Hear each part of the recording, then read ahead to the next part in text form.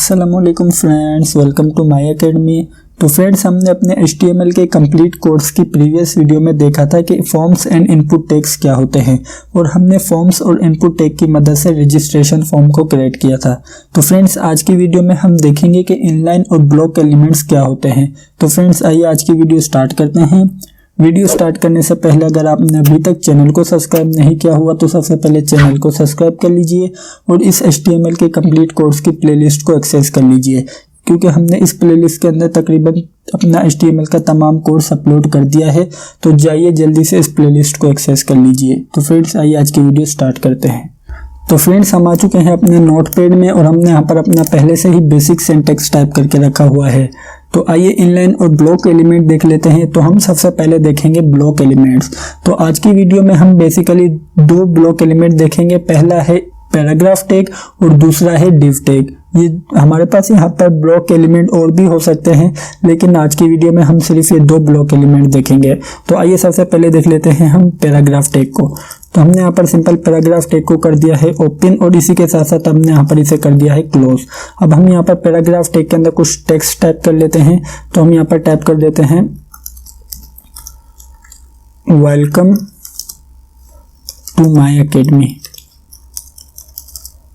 आइए इसे सेव करते हैं। सेव करने के बाद पेज को करते हैं रिफ्रेश। जैसे ही पेज को रिफ्रेश किया तो हमारी स्क्रीन के ऊपर डिस्प्ले हो रहा है वेलकम टू माय एकेडमी। तो फ्रेंड्स, इसी के साथ साथ अब हम यहाँ पर एक और पैराग्राफ टैग ले लेते हैं। तो इसके लिए हम यहाँ से यहाँ तक इसे करते हैं सिंपल कॉपी और इसी के बाद अब हम यहाँ पर इसी लाइन के अंदर इसे कर देते हैं पेस्ट। अब हम यहाँ पर टेक्स्ट करवाते हैं डिस्प्ले। हम कहते हैं प्लीज सब्सक्राइब माई चैनल। आइए इसे सेव करते हैं। सेव करने से पहले आप यहाँ पर ऑब्जर्व करें कि हमारे पास दोनों पैराग्राफ टैग एक ही लाइन में है। तो हमारे पास यहाँ पर ये पेज के ऊपर एक ही लाइन में डिस्प्ले होना चाहिए। तो आइए इसे सेव करते हैं। सेव करने के बाद पेज को करते हैं रिफ्रेश। जैसे ही पेज को रिफ्रेश किया तो हमारे पास यहाँ पर please subscribe my channel new line के ऊपर शो रहा है। रीजन क्या है? रीजन ये है कि हमारे पास paragraph tag basically block element होता है। ब्लॉक एलिमेंट का क्या काम होता है? ब्लॉक एलिमेंट का काम ये होता है कि ब्लॉक एलिमेंट हमारे पेज की तमाम विड्थ को ले लेता है। किस तरीके से? आइए अब हम यहाँ पर इसको समझने के लिए यहाँ पर हम पैराग्राफ टैग में बॉर्डर को सेट कर देते हैं। तो इसके लिए हम यहाँ पर यूज करते हैं स्टाइल की प्रॉपर्टी। मुझे मालूम है कि हमने अपने प्रीवियस वीडियोस में स्टाइल की प्रॉपर्टीज नहीं देखी थी। तो फ्रेंड्स, हम स्टाइल की प्रॉपर्टीज को जब हम अपना CSS का कोर्स स्टार्ट करेंगे तो उसमें बहुत डिटेल में देखेंगे। अभी आपको टेंशन लेने की कोई ज़रूरत नहीं है। तो इसके अंदर हम यहाँ पर सिंपल दे देते हैं बॉर्डर। हम यहाँ पर बॉर्डर दे देते हैं 2 पिक्सल सॉलिड ब्लू। आइए इसे सेव करते हैं। सेव करने के बाद पेज को करते हैं रिफ्रेश। अभी आपको टेंशन लेने की ज़रूरत नहीं है कि स्टाइल की प्रॉपर्टी क्या होती है और कैसे वर्क करती है। जब हम अपना CSS का कोर्स स्टार्ट करेंगे उसमें देख लेंगे। आइए पेज को करते हैं रिफ्रेश। जैसे ही पेज को रिफ्रेश किया तो हमारे पास यहाँ पर बॉर्डर डिस्प्ले हो रहा है। तो अगर आप यहाँ पर नोट करें तो हमारे पास बॉर्डर पेज की तमाम विड्थ को ले रहा है। इसका मतलब क्या है? इसका मतलब ये है कि जो हमारा पैराग्राफ टैग है वो बेसिकली ब्लॉक एलिमेंट है। ब्लॉक एलिमेंट का काम क्या होता है? ब्लॉक एलिमेंट का काम ये होता है कि ब्लॉक एलिमेंट पेज की तमाम विड्थ को ले लेता है। तो इसी वजह से हमारे पास यहाँ पर please subscribe my channel new line के ऊपर डिस्प्ले हो रहा है। तो फ्रेंड्स, ये था हमारा ब्लॉक एलिमेंट। आइए अब हम अपना नेक्स्ट ब्लॉक एलिमेंट देख लेते हैं। हमारा नेक्स्ट ब्लॉक एलिमेंट है डिव टैग। तो डिव टैग बेसिकली काम कैसे करता है? डिव टैग भी हमारे पास एक ब्लॉक की तरह होता है जिसके अंदर हम अपने डिफरेंट टाइप्स के टैग को ले सकते हैं। तो आइए सबसे पहले हम यहाँ पर डिव टैग को कर देते हैं ओपन और इसी के साथ साथ अब हम यहाँ पर डिव टैग को कर देते हैं क्लोज। अब हम डिव टैग के अंदर कुछ टेक्स्ट ले लेते हैं। तो हम यहाँ पर H3 के अंदर कुछ टेक्स्ट लेंगे। तो हमने यहाँ पर सिंपल H3 को कर दिया है ओपन और इसी के साथ साथ हमने यहाँ पर H3 को कर दिया है क्लोज। इसके अंदर हम कहते हैं वेलकम। आइए इसे सेव करते हैं। सेव करने के बाद पेज को करते हैं रिफ्रेश।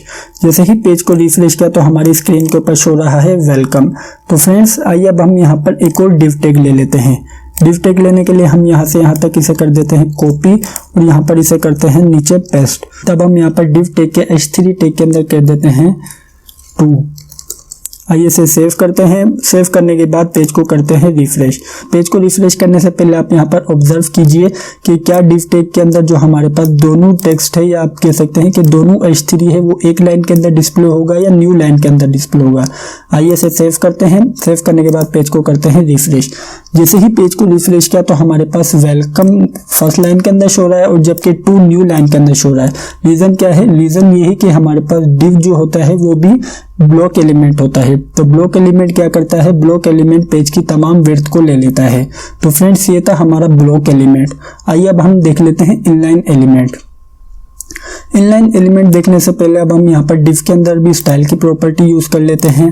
तो हम यहाँ पर div के अंदर कह देते हैं सिंपल स्टाइल इक्वल्स टू, हम डबल कोट्स के अंदर इसे बॉर्डर दे देते हैं। तो हमने यहाँ पर सिंपल टाइप किया है बॉर्डर और इसके बाद हम यहाँ पर इसे बॉर्डर दे देते हैं 2 पिक्सल सॉलिड ब्लैक, ब्लैक नहीं ग्रीन दे देते हैं। हमने यहाँ पर सिंपल टाइप कर दिया है ग्रीन।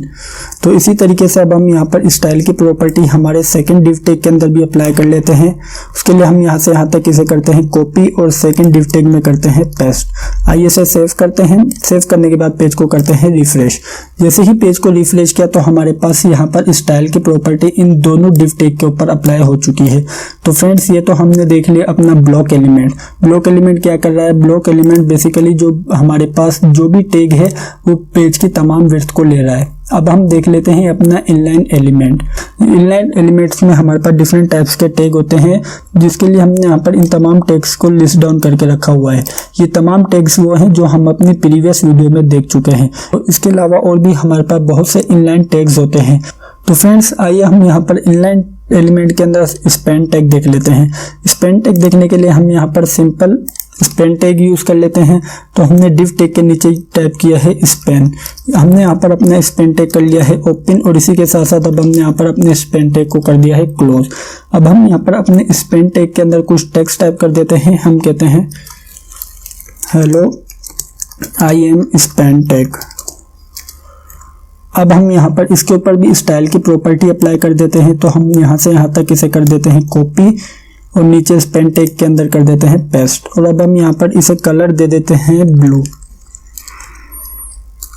आइए इसे सेव करते हैं। सेव करने के बाद पेज को करते हैं रिफ्रेश। जैसे ही पेज को रिफ्रेश किया तो हमारे पास यहाँ पर डिस्प्ले हो रहा है hello I am span tag. जो हमारे स्पैन टैग का बॉर्डर है वो हमारा जितना टेक्स्ट है उसके ऊपर ही डिस्प्ले हो रहा है। ये आप कह सकते हैं कि जितना हमारे पास टेक्स्ट है उतनी ही जगह ये ले रहा है। जबकि हमारा ब्लॉक एलिमेंट क्या कर रहा था? ब्लॉक एलिमेंट हमारे पास पेज की तमाम विड्थ को ले रहा था।